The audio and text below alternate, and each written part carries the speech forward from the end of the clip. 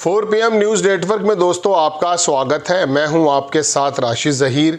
इसलिए सधी हुई और सच्ची बात कहनी चाहिए कि आने वाले वक्त में शर्मिंदगी ना हो। पूरे देश की मीडिया ने तो ज़्यादातर नहीं, लेकिन दुनिया के इंटरनेशनल मीडिया में इस बात की खबर बराबर चल रही थी दोस्तों कि पाकिस्तान और हिंदुस्तान के कॉन्फ्लिक्ट में क्या क्या नुकसान किस किस के हुए। जब सेना के जिम्मेदार व्यक्तियों से पूछा गया कि क्या राफेल गिरा है, तो उन लोगों ने ना हाँ कहा ना कहा। अलबत्ता ये ज़रूर कहा कि लड़ाइयों में नुकसान होते हैं, इसमें कोई दो राय नहीं है, छिपाने की ज़रूरत ही नहीं होती है। लेकिन बहरहाल दुनिया में अब एक नया चर्चा विषय बन गया। बहुत सारे पत्रकारों ने हमारे CDS साहब का बयान को दिखाया है, जिसके अंदर वो क्या कह रहे हैं, विमान गिरे, क्यों गिरे, नहीं गिरे, मतलब आप सुन सकते हैं। मैं तो सिर्फ आपको पत्रकारों की बात बताने के लिए हाजिर हुआ कि दुनिया में एक बार नई दौर से क्या चल रहा है। आप देखेंगे दोस्तों, बड़े पत्रकार हैं, उन्होंने इस बात को, वीडियो को छापा और लिखा कि CDS अनिल सिन्हा ने पाकिस्तान को जंग मनाने का एक और मौका दे दिया है। ये स्वीकारोक्ति चीन को भी ताकत देगी, लेकिन भारत के लिए शर्मसार करने वाली है। इन्होंने विमान के गिरने पर जो सवाल का जवाब दिया है वो बहुत ध्यान से सुनने लायक है, और बाकी लोगों ने क्या क्या लिखा है वो भी मैं आपको दिखाने जा रहा हूँ। आप छोटा सा वीडियो देखें। General, there's still one unanswered question since the incident between Pakistan and India, and that is whether or not Pakistan downed an Indian jet, or in fact more than that. Can you confirm? I think what is important is that not the jet being down, but why they were being down. But a jet, at least one jet was downed? Why they were. So the good part is that we are able to understand the tactical mistake which we made, remedy it, rectify it, and then implement it again after 2 days, and flew all our jets, again targeting at long range, which I said. Pakistan claims 6 Indian jets were downed. Is it correct in that estimate? Absolutely incorrect, and that is not information which I said is important. What is important is why they were down. That is more important for us. And what did we do after that? That's more important. ये video आपने देख लिया दोस्तों। अब मैं आपको थोड़ा सा ये दिखा देना चाहता हूँ कि बाकी और अखबारों ने और पत्रकारों ने इसके बारे में क्या क्या लिख दिया है। आप देखेंगे दोस्तों, आपकी स्क्रीन पर मैं कुछ और चीज़ें लगाता हूँ बाकी तमाम लोगों का, कि इन्होंने क्या क्या कहा है। आप सोच सकते हैं कि अभी पिछले दिनों हिंदू की जो एक एडिटर हैं, उन्होंने लिखा है, बड़े पत्रकार ने उसको लिखा कि हिंदू की डिप्टी एडिटर विजेता सिंह ने सबसे पहले भारतीय जेट गिरने की रिपोर्ट दी थी।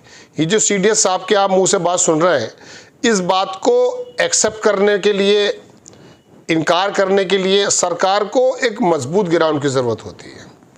वो लोगों ने चर्चा रहे, दुनिया के अखबारात उसके बारे में बात करते रहे, लेकिन मैं आपको दिखाना चाहता हूँ, एक पत्रकार लिखते हैं कि हिंदू की डिप्टी एडिटर विजेता सिंह ने सबसे पहले भारतीय जेट के गिरने की रिपोर्ट दी थी।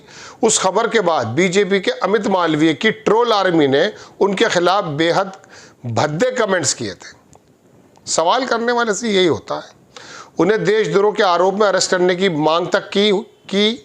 आज डिफेंस चीफ ने विजेता की खबर सही साबित कर दी। अब विदेशी मीडिया, खास करके ब्लूमबर्ग, मिर्च मसाला लगाकर गिरे हुए भारतीय जेट्स की मनमानी संख्या गिनाएगा। ये ब्लूमबर्ग की जो है तरफ से दोस्तों खबर आई है। मोदी सत्ता को झूठ के कई शिलालेख बनवाने होंगे। ध्यान रहे, CDS का एक और इंटरव्यू आ रहा है, इसमें कुछ न कुछ नई बातें और सामने आ सकती हैं।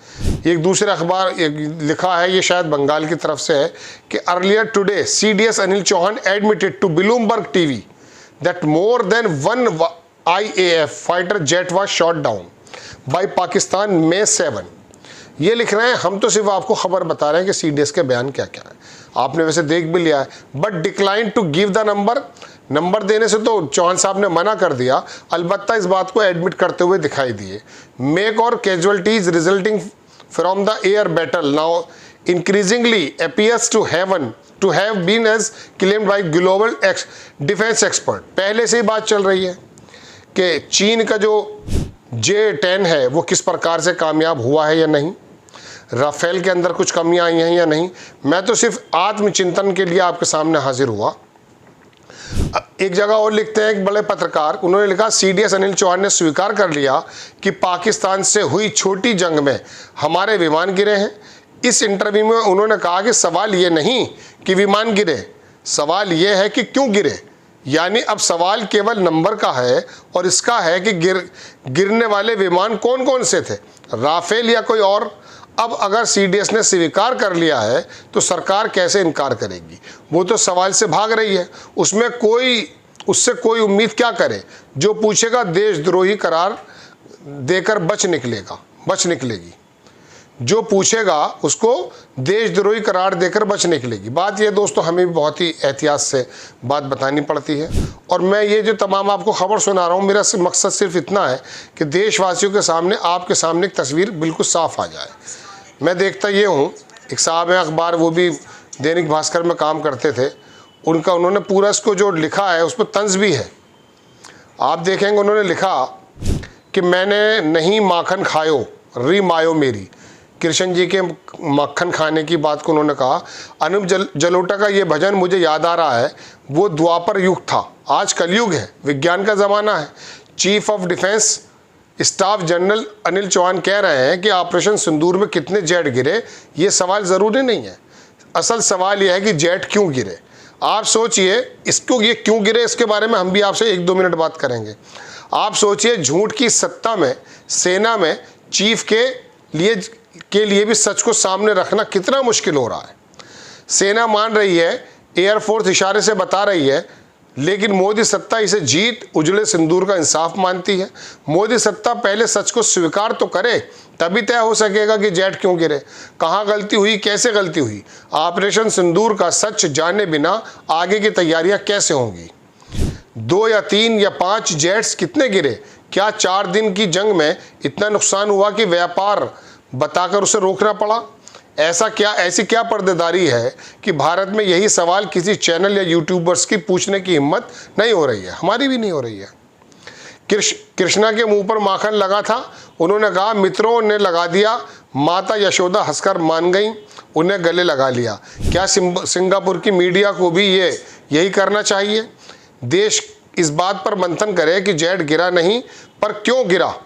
सच कहता है कि महाराणा प्रताप हल्दी गुवाहाटी का युद्ध हारे, बीजेपी सांसद ने शिला पट्टिका पर लिखवा दिया कि जंग जीते। क्या हम भी मान भी लें तो क्या अब नरेंद्र मोदी को सिंदूर की डिब्बी लेकर विदेश जाना पड़ेगा? सच कभी पराजित नहीं हुआ, इतिहास गवाह है, सत्ता बेनकाब है। ये सारे रेफरेंसेज इसलिए दिए दोस्तों, कौन सा भारतवासी ऐसा होगा जो अपने विमान के गिरने पर खुश होगा। कूटनीति के तहत इन बातों को कभी बताया भी जा सकता, कभी छिपाया भी जा सकता है। लेकिन बात यह है दोस्तों कि हमारी तैयारियां क्या हैं, इसके बारे में अगर कोई बात कर रहा है तो क्या उसको देशद्रोही करार दे दिया जाएगा। अब CDS ने जो इशारा दिया है, जो बयान दिया है, इसके बारे में अब सरकार क्या कह सकती है। हम कोई भी ऐसा कंटेंट, कोई भी ऐसा मसाला नहीं बनाना चाहते जो भविष्य में हमारे भारत को, हमें कभी शर्मिंदगी का बायस करना पड़े। हमारे पास बहुत सारी वजहें हैं। हमारे पास शहबाज शरीफ का बयान है, हमारे पास पाकिस्तान के बहुत नेताओं का बयान है कि जिसमें हमारी सेना के शौर्य को बताया गया, फ़ख्र के साथ हम बता भी रहे हैं। लेकिन दोस्तों बात यह है कि क्या सेल्फ एनालिसिस भी करना इस देश में गुनाह हो जाएगा? क्या ये बताना गलत हो जाएगा कि आपकी तेजस की क्या रिपोर्ट है? क्या अमेरिका जो बार बार हम पर नए नए तरह के टैरिफ और नई नई तरह की बातें निकल कर आ रही हैं, वहाँ से इंजन्स क्यों नहीं आ पा रहे हैं?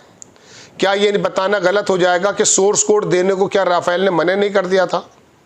क्या ये बात पूछनी गलत होगी कि साहब ये 500 कुछ करोड़ रुपए का था, 1600 करोड़ का लेकर आए, ऐसी कौन से इक्विपमेंट्स आपने लगा दिए? चलिए वो छुपाने की बात भी है, लेकिन ये जो टेक्नोलॉजी ट्रांसफ़र की बात यूपीए की सरकार में, मनमोहन की सरकार में की गई थी, इसको भी बताना इनकार हो गया।